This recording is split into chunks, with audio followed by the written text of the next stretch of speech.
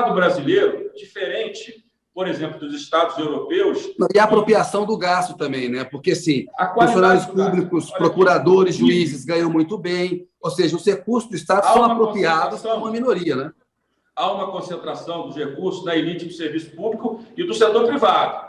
Isso. Tem lá 350 bilhões de subsídio. O setor privado também participa desse jogo. Tributação de dividendos. O que aconteceu? Se você olhar os dados hoje da América Latina e da Europa, impostos e transferências reduzem a desigualdade na América Latina em 4%. Na Europa, 40%. O Estado deve existir para reduzir essas diferenças entre a sociedade. Mas a gente já viu aqui no nosso debate que saúde é muito diferente do público e do privado. A educação é muito diferente. Os salários dos servidores públicos federais, não que eles não mereçam, fizeram concurso, na média, é o dobro dos seus equivalentes no setor privado. Transferências como Bolsa Família e subsídios tributários no Brasil, esse bolo todo, que é um volume grande de dinheiro, 75% ficam com os ricos e 25% ficam com os pobres. Eu acho que esse debate que a gente deveria estar fazendo. Não é o debate de ficar perseguindo, é o debate seguinte: por que o Brasil já tem uma carga tributária tão alta? O Brasil já tem uma dívida que já era alta, cresceu muito, mas não cresceu tanto quanto o governo e os economistas esperavam para o ano de 2020. É por isso que, de fato, querendo ou não, tem espaço para você fazer um auxílio de 4 meses, mas a gente não pode fugir do debate principal, que é ter coragem de entender que o dinheiro que a sociedade paga de impostos, que chega no Estado, precisa voltar para a sociedade. Hoje ela fica na atividade meio, né, e você tem poucos recursos e poucas condições de trabalhar a melhoria da qualidade dos serviços públicos. A educação tem melhorado. O Fundeb, que nós aprovamos, um novo Fundeb, com valor maior para a educação, ele tem melhorado a educação pública lentamente. Mas eu acho que essa deveria ser a nossa discussão na reforma administrativa. Como é que nós garantimos uma valorização real do servidor e como é que, através disso, nós conseguimos melhorar a qualidade do serviço público para milhões de brasileiros que precisam do Estado. Deputado, acho que está muito claro que mais gente adoeceu e morreu no Brasil por causa da atitude do Bolsonaro como presidente da República. O senhor, quando presidente da Câmara, foi muito cobrado. E agora saiu há pouco, há quase um mês, na questão do impeachment. Por que o Rodrigo Maia não coloca em votação um pedido de impeachment do Bolsonaro? O senhor disse o seguinte: olha, não tem uma condição política. Se eu colocar em votação, o Bolsonaro pode derrubar e se fortalece mais. No entanto, a gente sabe que o impeachment ele tem, sim, a perna política, as condições políticas têm que estar dadas, e tem também a perna jurídica. A avaliação que o presidente da Câmara faz de um pedido de impeachment é mais ou menos como é que o juiz faz de uma denúncia. Se há indícios ali, se há indícios de crime, se avalia, não está dizendo que tem um crime, né? Mas há indícios. Hoje, saindo, olhando para esse processo sinceramente, quando o senhor vê as atitudes do Bolsonaro, não havia ali indícios de crime de responsabilidade e esse impeachment só não foi adiante por causa que falta a perna política? Olha, Kennedy, eu acho que a eleição da Câmara provou que não tínhamos perna política, né? A força do governo prevaleceu, mérito do candidato do governo. Não estou aqui para ficar questionando a eleição de presidente da Câmara e do Senado. Primeiro isso. Segundo, Kennedy, eu acho que nós estamos com muito problema na pandemia para a gente fazer o que o Bolsonaro queria. O impeachment, do meu ponto de vista, ia gerar uma polarização, que é tudo que o Bolsonaro precisa e tenta fazer todos os dias, ia tirar da pauta a pandemia, ia colocar na pauta o impeachment, que ele sairia vitorioso nesse primeiro momento. Nós temos que entender que as crimes de responsabilidade. Agora, tem um debate. Não tem indício de crime de responsabilidade? Eu acho que vai ter indício de muita coisa, por isso que eu defendo a CPI. Por exemplo, o governo não ter respondido aos e-mails do presidente da Pfizer é um crime grave. Não sei se do presidente, mas no ministro da Saúde, com certeza. Então, eu acho que a CPI, que o Senado, os senadores já conseguiram assinatura, deveria ser uma prioridade de todos nós políticos. Entender e compreender em que condições o governo vem se omitindo, principalmente na área de saúde. Então, eu acho que uma CPI, uma investigação, poderia levar no futuro. Agora, no finalzinho da presidência, eu descobri um texto, acho que de um advogado chamado Diego Diogo, em que ele dizia o seguinte: o presidente da Câmara ele tem que tomar a mesma decisão que toma o procurador, né? O PGR, numa denúncia. Só que o PGR tem todos os elementos para fazer uma investigação inicial para avaliar se cabe ou não aquela denúncia. E o presidente da Câmara só tem um instrumento político. Eu não tenho, como presidente da Câmara, como pegar uma peça encaminhada por um cidadão e fazer uma investigação preliminar para tomar minha decisão.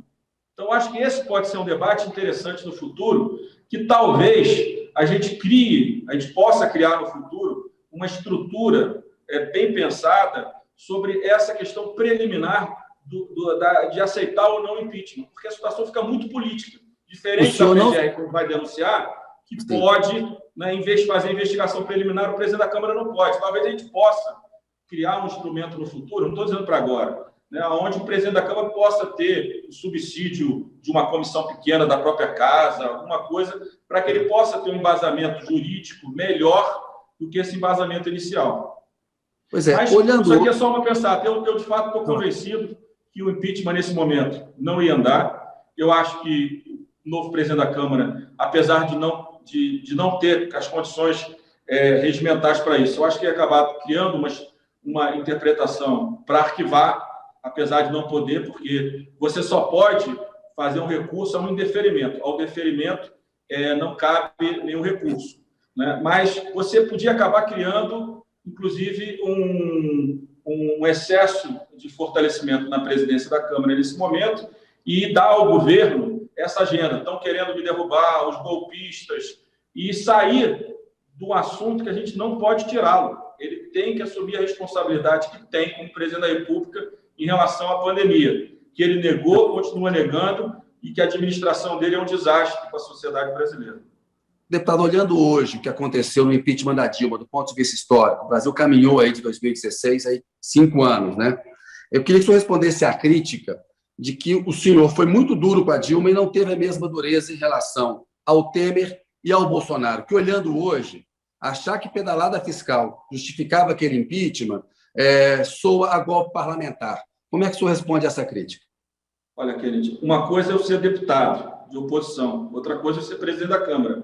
São coisas diferentes, né? Se eu não fosse presidente da Câmara, minha atitude no ano passado contra o Bolsonaro teria sido muito mais dura do que foi, porque o meu papel é um papel institucional também, né?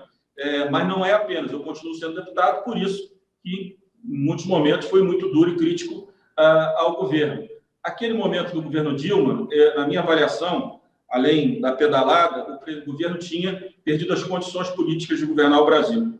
Então, eu tinha esse convencimento meu, pessoal, e votei assim, meu voto é público, é aberto, nunca neguei isso. Em relação ao presidente Michel Temer, eu, como presidente da Câmara, tinha convicção que aquele encaminhamento do procurador-geral era um absurdo, tanto está provado aí, né, que todos os excessos da equipe da Lava Jato em Curitiba, da PGR com o doutor Janot, né, acho que voltou. E todos os encaminhamentos posteriores provando os excessos da Lava Jato. E aqui um dia eu vou escrever um livro sobre isso, contando esse período do governo do presidente Michel Temer, que eu tenho certeza que conduziu de forma correta. Conduziu o Brasil à eleição de 18, porque como eram denúncias, não cabia nenhuma participação do Senado.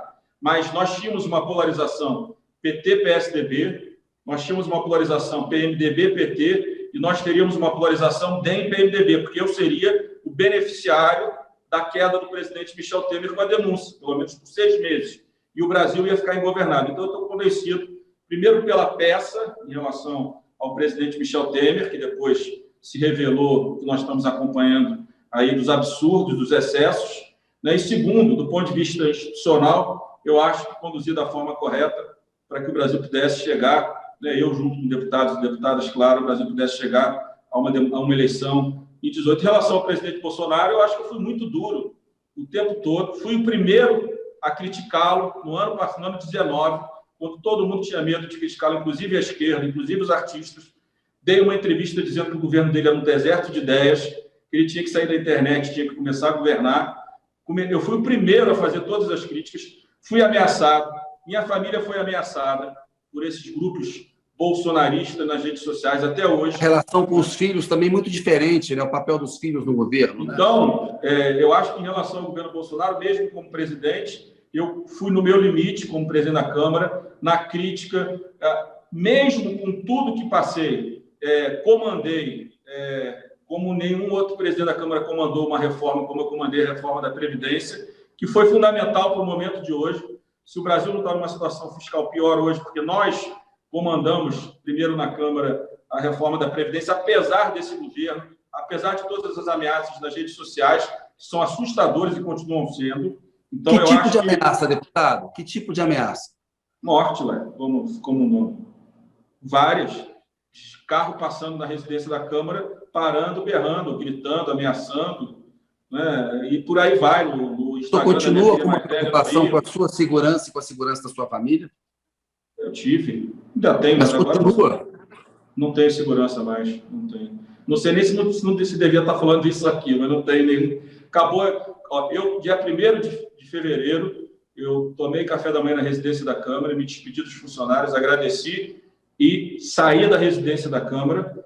Terminou a votação, eu desci, peguei o meu carro, do meu que trabalha comigo, no meu gabinete, e fui para o apartamento oficial da Câmara, que eu transferi as minhas coisas. Então... E fácil, mas o senhor é um deputado federal, o senhor pode pedir proteção à Polícia Federal se essas ameaças contra o senhor e a sua família permanecem. Você acha que é o caso de fazer isso, não? Posso, por enquanto não. Vamos aguardar. Agora, vou continuar sendo crítico e dizendo que se nós não tomarmos decisões como tomamos no caso do deputado Daniel Silveira, nós não chegaremos nas eleições de 2022. É uma decisão extrema, uma decisão dura, mas que nós tínhamos a obrigação, junto com o Supremo Tribunal Federal, que, na verdade, é uma parte dele que comanda as eleições através do TSE, ou nós colocávamos algum limite, um limite duro, como foi colocado, ou nós chegaríamos em 22 com um crescimento enorme desse discurso de narrativa, de golpe, de que vão roubar nas urnas eletrônicas. Eu estou preocupado aqui com o tempo. Quando eu falava, Kennedy, que o Baleia ia ganhar a eleição, os bolsonaristas diziam, então então ele vai mexer na urna. Você vê que o negócio deles é toda uma narrativa igual à do Trump. E nós vimos o que aconteceu nos Estados Unidos. Eu acho que a decisão dura do Supremo agora, que foi respaldada pela Câmara de Deputados, é uma decisão clara de que nós não vamos caminhar, nós não queremos caminhar, as instituições democráticas não querem caminhar para o que caminhou os Estados Unidos no final do governo. Mas aí a Câmara agora não tem que caçar o Daniel Silveira? Não é importante caçar o Daniel Silveira como um sinal para 2022? Eu acho que é importante que o processo dele ande rápido, né, e que ele tenha uma pena dura, que pode ser a cassação. O senhor defende a cassação?